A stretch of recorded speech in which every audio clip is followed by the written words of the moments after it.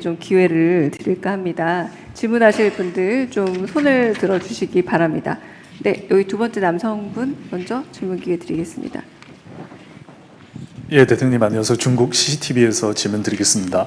새해 첫 해외 방문 일정은 중국을 가셨습니다. 그리고 방중 결과에 대해서 어떻게 평가를 하시는지, 혹시나 좀 재미있는 에피소드가 있었는지, 향후 양국 관계를 어떻게 정진하실 건지 대통령님의 말씀 한번 부탁드리겠습니다. 감사합니다. 네. 한국말을 아주 잘하시네요.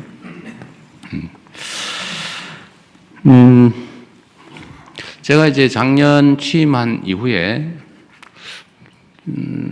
외국 정상들을 만난 게 한 50개국 된다고 그래요. 맞나 모르겠네. 뭐 그렇다고 그래요. 뭐 이래저래 뭐 만난 게. 그 중에 이제 시간을 가지고 긴 시간을 가지고 정상회담을 한 경우는 그리 많지는 않죠. 이번 방중에서 시진핑 주석과 회담은 참 유익했다고 생각합니다. 그리고 방중 과정에서 중국 정부가 매우 잘 준비해서 이렇게 환대해 준 것들이 우리 대한민국 국민들께서도 다 목도를 했고 또 중국 인민들도 함께 본 장면인데 양국 간의 관계 개선에 큰 전기가 됐다고 생각합니다. 뭐 여러 가지 현안들이 있긴 한데 뭐 국가 간에 좋은 측면만 있을 수는 없고 갈등적 요소도 분명히 있죠. 이런 갈등적 요소들도 잘 관리할 수 있을 거라는 확신도 들었습니다. 그리고 양국 간의 관계의 새로운 설정을 통해서 중국에게도 한국에게도 모두 도움이 되는 협력 방안도 얼마든지 만들 수 있겠다는 생각이 들었습니다. 뭐 여러 가지 면이 있죠. 경제 협력도 있겠고요. 외교 안보 분야의 협력도 중요합니다. 뭐 신뢰도 계속 제고해 나가야 되고, 예를 들면 지금 협의 중인 우리 황해에서의 수색 구조 합동 훈련 뭐 이런 것도 저는 해야 된다고 생각해요. 그 어떤 일이 벌어질지 모르는데, 그래서 군사 안보 분야의 협력도 신뢰 제고도 가능하게 됐다는 생각이 들고, 또 문화 교류나 또 관광 등을 통한 인적 교류도 매우 지평이 넓어졌다고 생각이 됩니다. 뭐 에피소드가 뭐 특별히 있을까? 여러분이 다 보신 장면이어서 물론 뭐 비공개된 것들도 있긴 합니다만, 저는 뭐 시진핑 주석께서 그 중국의 경제 발전, 사회 발전에 큰 성과를 냈고, 또 뛰어난 지도자라는 생각을 하게 됐습니다. 생각하는 것보다, 일반적으로 보여지는 것보다는 매우 인간적이고, 생각보다 농담도 잘 하시고, 아주 좋은 정상회담이었다고 생각합니다. 네, 해외 언론인 한 분만 더 제가 질문 받겠습니다. 앞에 여성분, 네. 예, 질문 기회 주셔서 감사합니다. 로이터 통신의 김희진 기자라고 합니다. 지금 북한과의 대화가 전혀 이루어지지 않고 있는데, 이 평행선을 달리고 있는 와중에 이제 대통령님만의 어떤 전략이 있으신지, 그리고 그 중에서 그 한반도 비핵화에 대해서 미세한 조절이나 어떤 변화도 한 번쯤 고려를 해보실 수 있으신지 궁금합니다. 네. 감사합니다. 남북 관계는 참 어려운 상황이 됐습니다. 지금도 이제 무인기 침투 문제 때문에 좀 소란스럽습니다. 북한 입장에서는, 저 북한이라고 하면 참 싫어하더군요. 북측에서는 이 정권이 교체됐는데도 이 무인기가 또 날라왔더라. 이거 뭐냐? 말로는 뭐 대화, 소통, 협력, 평화, 안정 얘기하면서 뭐 사실은 공식적으로 못하니까 이제는 민간인 시켜서 몰래 또는 아니면 뭐 직접이든지 뭐 이렇게 하는 거 아니냐. 뭐 그런 의심도 들었을 테고, 원래 자라보고 놀란 것은 소통 보고 놀란다고 불신이 막 거기에 달아 있는 거죠. 제가 전에도 한 말씀 드렸습니다만, 뭐 제가 이런다고 북한 편 드는 건 아니에요. 뭐 말만 하면 북한 편 든다고. 역지사지 하는 게 역지사지. 네, 역지사지 하는 겁니다. 상대의 입장이 돼봐야 대화도 되고, 뭐 조정도 되고, 협의도 되고 하지 않겠어요. 저는 이제 야당 대표를 하고 있을 때도 마찬가지였지만, 새로운 현상을 봤어요. 이 북측이 6.25 전쟁 직후에도 하지 않았던 행동을 하더라고요. 어떤 거냐? 그 군사분계선에다가 3중 철책을 설치하는 거예요. 철책을 3중 철책을 설치해요. 돈 들여가지고 막 도로 만들고, 북한으로 연결돼서 그 돈 들여서 만들었던 철도 다 끊고, 다리 뭐 도로 다 끊고 거기다 둔덕을 쌓아요. 왜 그럴까? 결국 제 추측으로는 전차 방벽을 쌓은 거 아니야. 북쪽으로 뭐든지 못 넘어오게 막으려고 했던 것으로 생각이 됩니다. 6.25 전쟁 이후에 한 번도 하지 않던 행동이에요.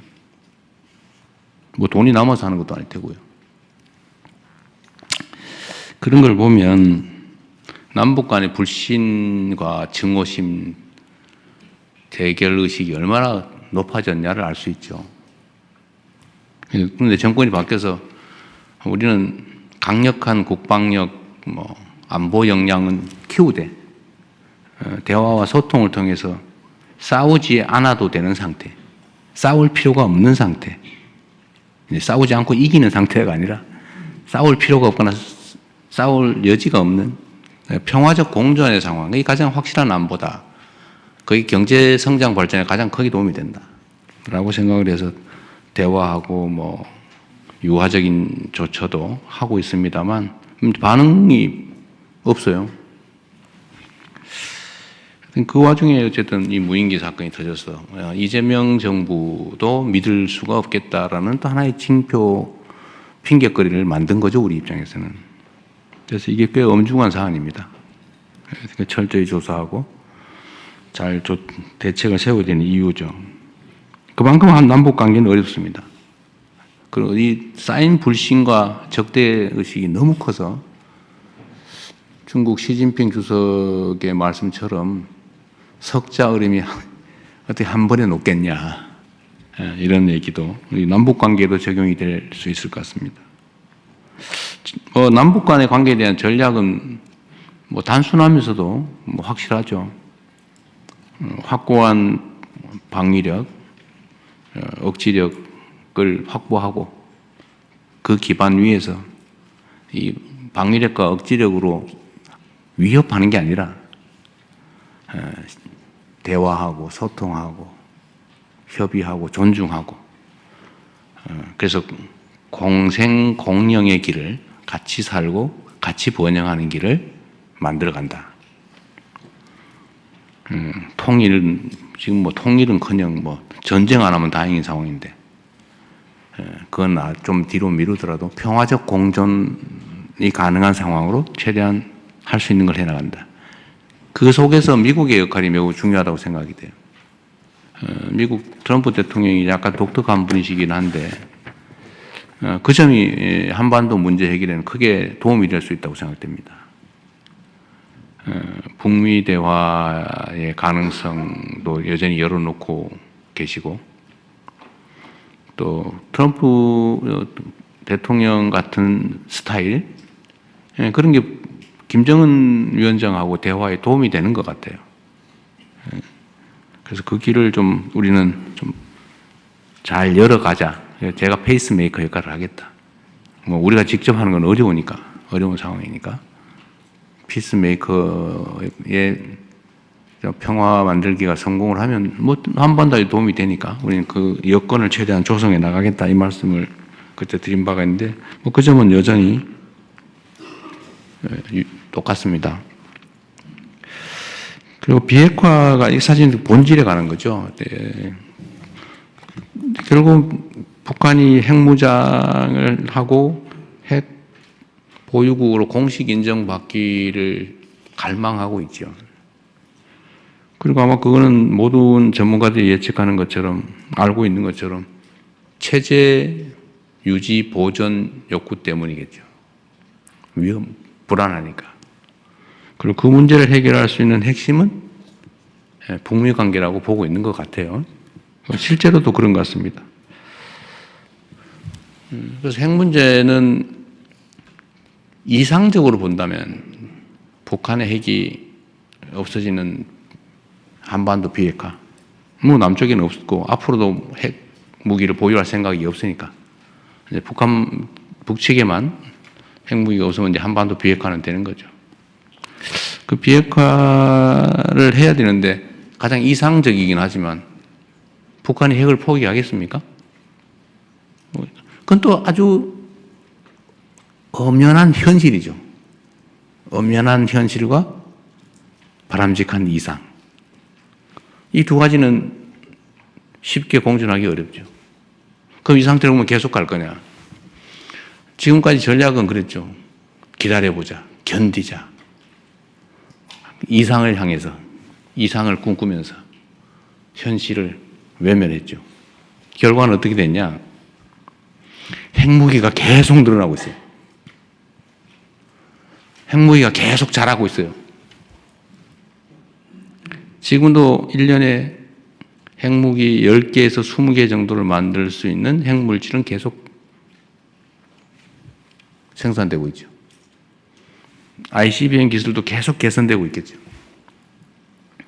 언젠가는 북한 체제 유지에 필요한 핵무기 체계, 그리고 미국을 포함한 전 세계를 위협할 만한 미사일, ICBM 기술 이런 걸 다 확보를 하고 그 다음에 남으면은 이제 넘치겠죠. 넘친다는 의미를 이해하시겠죠.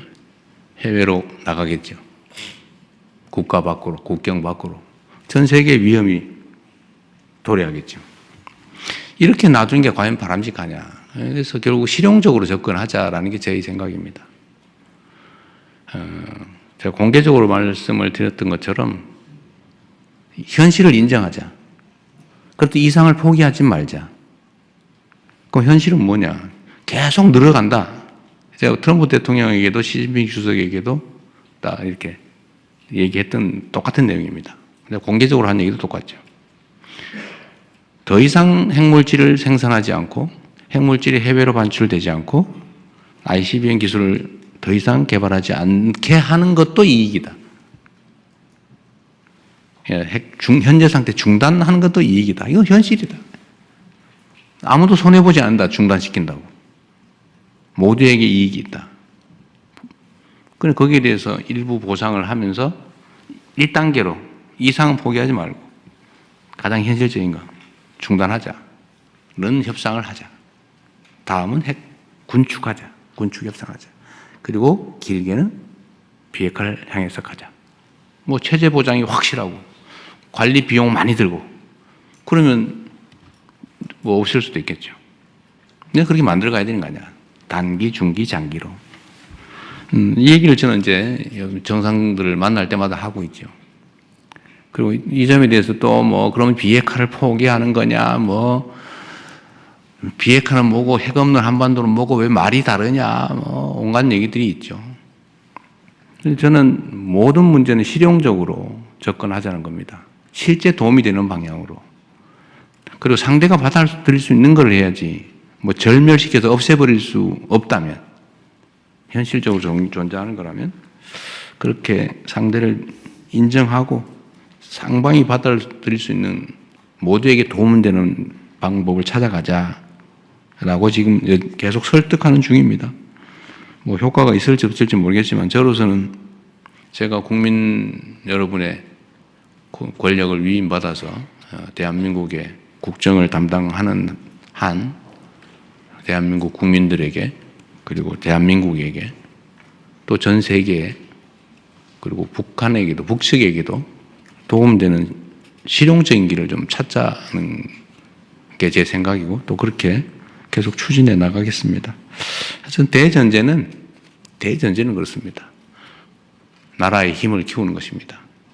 그리고 대외적 문제, 안보, 국방, 외교 이 분야에 관한 한은 좀 정략적 접근을 좀 자제하고 이런 점에서는 힘을 좀 모아가자 이 말씀을 좀 부탁 말씀 드립니다.